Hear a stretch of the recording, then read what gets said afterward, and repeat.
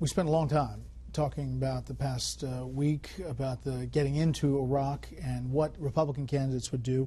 Liz Cheney kind of put what a lot of people have been saying into a tweet, saying, when will the media ask President Obama and Hillary Clinton the key question for 2016, knowing what we know now, would you still have abandoned Iraq?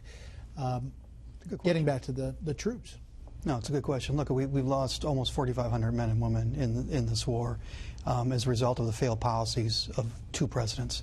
The next president, any of these people, including Hillary Clinton, who want to be the next president, have got to be able to look the American public in the eye, especially the families of these troops and the men and women who are injured in these wars, and explain what went wrong, and more importantly, what lessons we've learned from it that could help lead us into the future. Why did we have bad intelligence? Why was the intelligence cherry-picked? Why did we have people making political decisions and not military decisions? And I would put Hillary Clinton at the top of that last list. You know, George, Secretary Gates really was something on Fox and Friends. I want to play another piece of it. Remember, this is the only defense secretary who worked for both George Bush and Barack Obama, talking about the situation in Iraq. We had the situation in pretty good shape in 2010, first part of 2011. I think the security in Iraq was pretty good. The security forces were pretty good.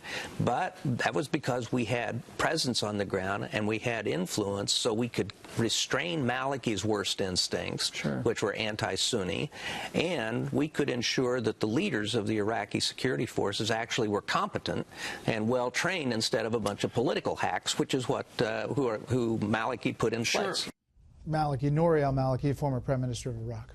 He went on to say, and he's a man of vast experience, whose judgment should be respected, that the 3,000 people we have there are probably enough if they were used properly, particularly if they were in forward air control positions so that they can make our Air Force strikes more effective than they so far have been. We went into Iraq saying we're going to build a nation, not just a nation, but a democratic nation. When that went sour, we said, well, at least we know how to build an army. Well, it turns out we don't. So now today, instead of relying on the army, the government, such as it is relying on militias backed by Iran. The problem here is that Iraq now illustrates one more thing that Gates said this morning on Fox and Friends. He said, we're dealing with artificial nations in the Middle East, the artificiality of which is becoming apparent.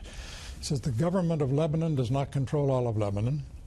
Same with the government of Yemen, government of Syria, and the government of Iraq. So what we're watching a region-wide disintegration of the state system itself, and it's going to get a lot worse.